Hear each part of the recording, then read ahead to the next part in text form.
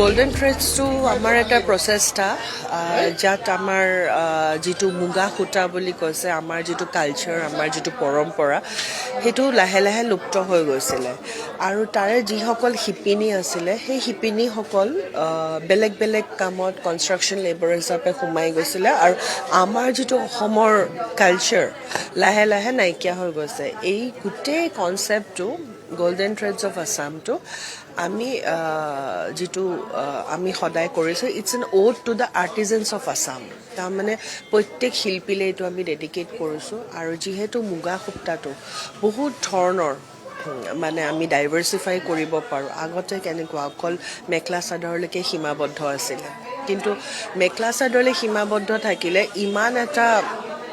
silk যিটো অকল অসমত পায় গোটেই বিশ্বই নাজানে তেতিয়া আমি বহুত টেকনিকেল ইণ্টাৰভেনশ্যন কৰি পেলাই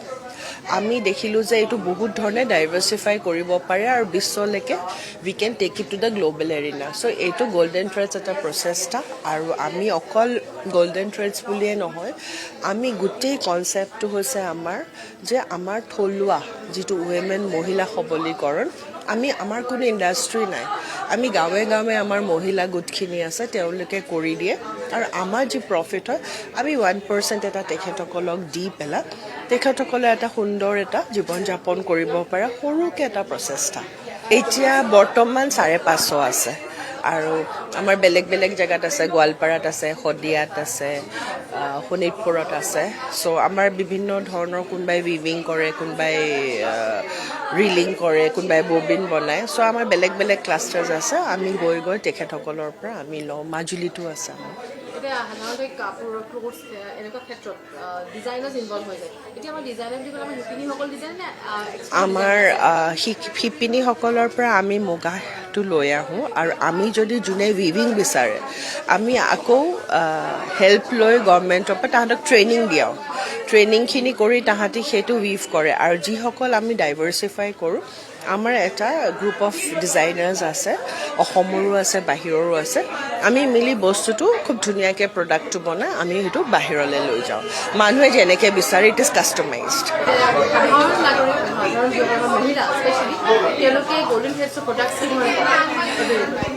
এটাই ভাল পাব যে আগতে যিসকল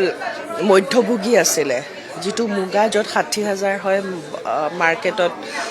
2,20,000 1 লাখত কৰে এতিয়া ডাইৰেক্টলি মধ্যভোগীসকল নাইকিয়া কৰি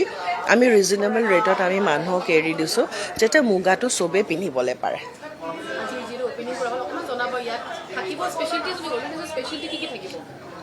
আমাৰ যিটো মই যেনে কৈছোঁ অসমৰ থলুৱা শিল্প যেতিয়া আমাৰ কাঁহ পিতলৰ আমাৰ গোটেই সৰ্থেবাৰীৰ পৰা আহে আমাৰ যিটো বৰপেটাৰ ফিলগিৰি অসমীয়া যিটো পুৰণা দিনৰ যিটো আমাৰ যিটো কয় জুৱেলাৰী আৰু কোনো আমি নতুন একো কৰা নাই আমি যিটো পুৰণা আমি কালচাৰ আমাৰ পৰম্পৰাগত আমি কোনো ডিজাইন মিক্স কৰি কৰা নাই আমাৰ সেই পুৰণা জেনেৰেশ্যনৰ কালচাৰটোৱে লৈ আছোঁ যাতে সেই পুৰণা আৰ্ট শিল্প সেই মানুহখিনি যাতে সদায় জীয়াই থাকিব পাৰে প্ৰথমখন এইখনে মোৰ শ্ব'ৰুম আৰু নেক্সটখন আমাৰ নতুন এয়াৰপৰ্টত হ'ব চব আপুনি কাপোৰৰ পৰা গহনাৰ পৰা আচাৰৰ পৰা গোটেইখিনি আছে থেংক ইউ থেংক ইউ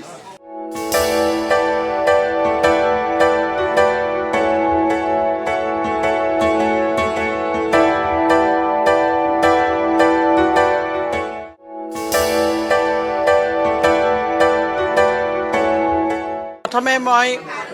এই অনুষ্ঠানটোৰ স্বত্বাধিকাৰী মোৰ অতি মৰমৰ ৰিণিকীক বহুত বহুত শুভকামনা দিছোঁ ইয়াত অকল আমাৰ এটা বস্তু নাই বহুত ধৰণৰ যেনেকৈ আমি ফেব ইণ্ডিয়াত গ'লে সকলোবোৰ পাওঁ নহয় বিভিন্ন ধৰণৰ এক্সেচাৰিজবিলাক ইয়াতে ফাৰ্নিচিং আছে বিভিন্ন ড্ৰেছেছ আছে মেখেলা চাদৰ আছে অৰ্নামেণ্টছ আছে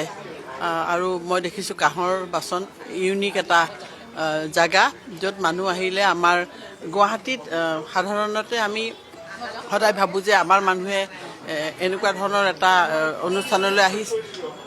অতি আনন্দিত হ'ব লগতে আমাৰ আজিকালি যথেষ্ট টুৰিষ্ট আহে এনেকুৱা এটা জাগা লাগে য'ত তেওঁলোকে একেলগে মানে সকলোবোৰ বস্তু পাব আৰু চখৰ বস্তু পাব যাৰ চখ আছে নহয়নে কাৰণ এনেকুৱা মই ক'তো দেখা নাই একেলগে এনেকুৱা গোটেই সমাহাৰ এটা সেইকাৰণে মোৰ ভাল লাগিছে অবভিয়াছলি আৰু কামনা কৰিছোঁ তেওঁ যিটো আৰম্ভ কৰিছে এইটো ইয়াতে আমাৰ মাজুলীৰ মুখাও আছে নহয়নে গহনাবিলাকো আছে মানে সকলো ধৰণৰ যেনেকুৱা ধৰণৰ মানে সজাব খোজে বা পিন্ধিব খোজে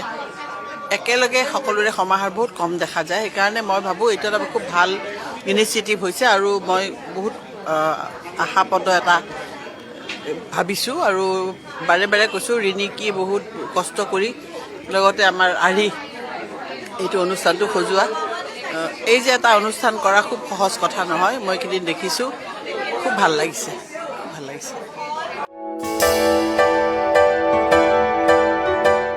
হয় আমি কি কৰিব পাৰোঁ আমি প্ৰডাকশ্যন কৰিব পাৰোঁ আমি ব'ব পাৰোঁ কিন্তু আমি বৈ পেলাই কি কৰিম সেই বস্তুটো আমাৰ কাৰণে মাৰ্কেটখন বিৰাট দৰকাৰ যিকোনো কামতে আমি যে এই সুবিধাটো পাইছোঁ মাৰ্কেটখন পাইছোঁ যে আমি বৈ আমি কাৰোবাক দেখুৱাব পাৰিম মানে সেইটো এটা বৰ ডাঙৰ অপৰচুনিটি এইটো বস্তু আমি নাপাওঁ এইটো বস্তু এই কঠিন যিটো আমাৰ বৈ পেলাই আমি বস্তুটো মানুহৰ মাজত উলিয়াই দিব পৰা এই সুবিধাটো বৰ ডাঙৰ কথা আৰু তাৰ কাৰণে মানুহখিনিৰ মাজলৈ বস্তুখিনি ওলাই গৈছে আমি কিবা এটা কৰিছোঁ মানুহে এতিয়া আমি মানুহক দেখুৱাব পাৰিছোঁ সেইটো বৰ ডাঙৰ সুবিধা পাই হৈছে অসম্ভৱ ভাল লাগিছে প্ৰত্যেকটো বস্তু থলুৱা ইউনিক আৰু মানে আমাৰ নিজৰ অসমীয়া সংস্কৃতিৰ লগত জড়িত ইয়াত গামোচা দিছে গামোচাখন আমাৰ অসমীয়া গামোচা আছেই তাতে কপৌ ফুল ডিজাইন কৰা আছে বৰ ধুনীয়া হৈছে বস্তুখিনি বিৰাট ধুনীয়া হৈছে আৰু তাকে সেই শিপিনীসকলে কামখিনি কৰি ঘৰত থোৱা বস্তুটো আজি ঘৰ চলাব পাৰিছে তেওঁলোকে এটা মানে উপাৰ্জনৰ পথ পাইছে বৰ সুন্দৰ হৈছে বৰ ভাল লাগিছে হয়